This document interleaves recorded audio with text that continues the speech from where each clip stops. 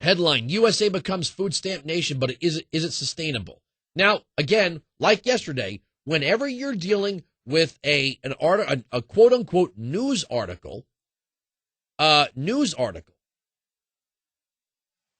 always there's a poster child.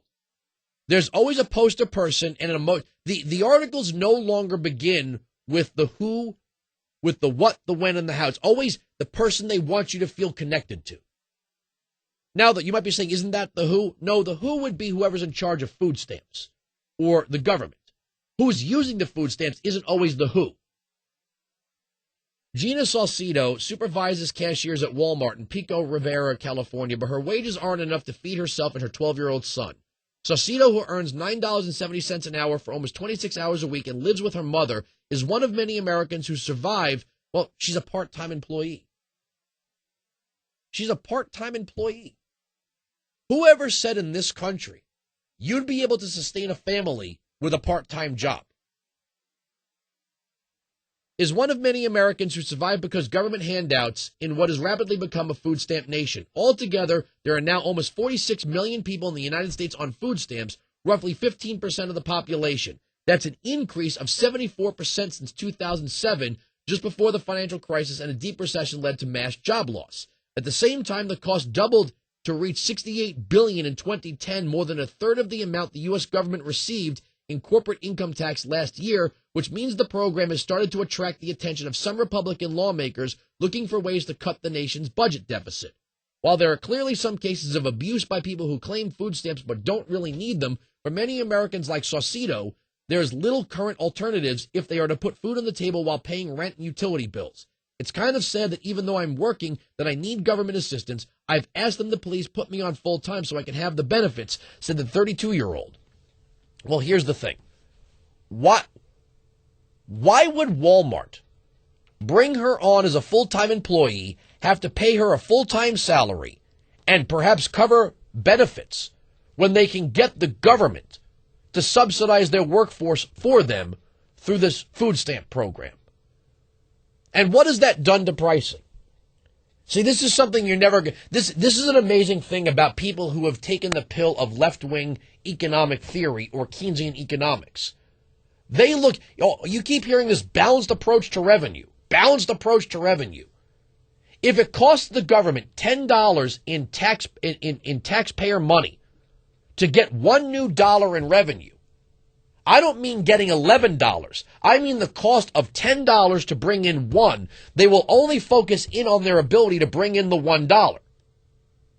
For example, if it costs $1 billion to create 3,000 jobs, they're just going to tell you that they created 3,000 jobs. They're not going to show you the fact that it was economically a loser to create those 3,000 jobs. It would have been easier to forget creating the jobs and just give the people the money for nothing. Now, you look at what food stamps do. Food stamps increase the price of food for everybody else. How so? Well, it's very simple. If you're a taxpayer, you pay taxes to the food stamp system. If you're a taxpayer, you are disqualified from using the food stamps. Because why? They're means tested.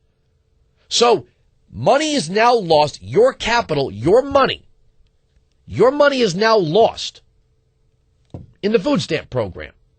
As the food stamps now are a nice, soft, kind, cute way of redistributing wealth, your money's been redistributed from you, so you have less of it. And now it's been put into the hands of people who now constitute demand for supply. As the increase of demand goes up and supply goes down or approaches equilibrium, the price of food has to go up.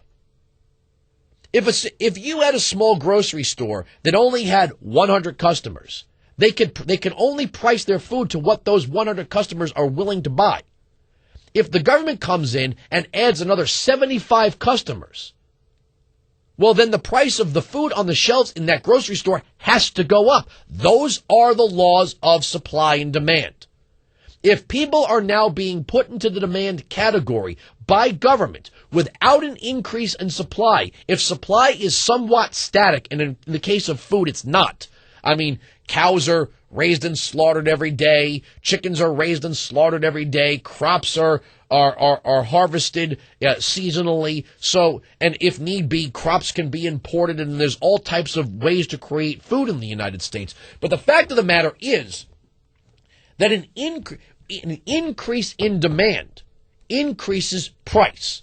So the taxpayer loses on both ends. One, they're paying taxes and losing money towards a program that doesn't benefit them in any way, shape, or form. It is not a legitimate function of government for the government to decide that person A must feed person B. And when they go to the grocery store with the less money that they have, the prices are increased, so they're taxed when they buy their food. There's nowhere in the Constitution that says the federal government's job is to select one group of people and make them responsible for feeding another group of people. You can't find that anywhere in the United States Constitution.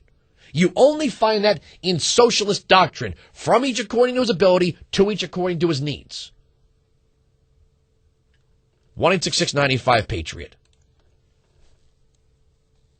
So basically now, companies like Walmart, companies that have a national interest can rely on government to subsidize their workforce. Way to go. Look, it's a brilliant move by companies like Walmart. They'll keep their wages low because the government will make them up.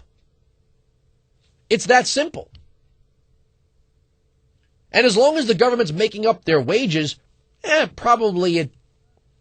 probably keeps the workers from organizing. 1-866-95-PATRIOT.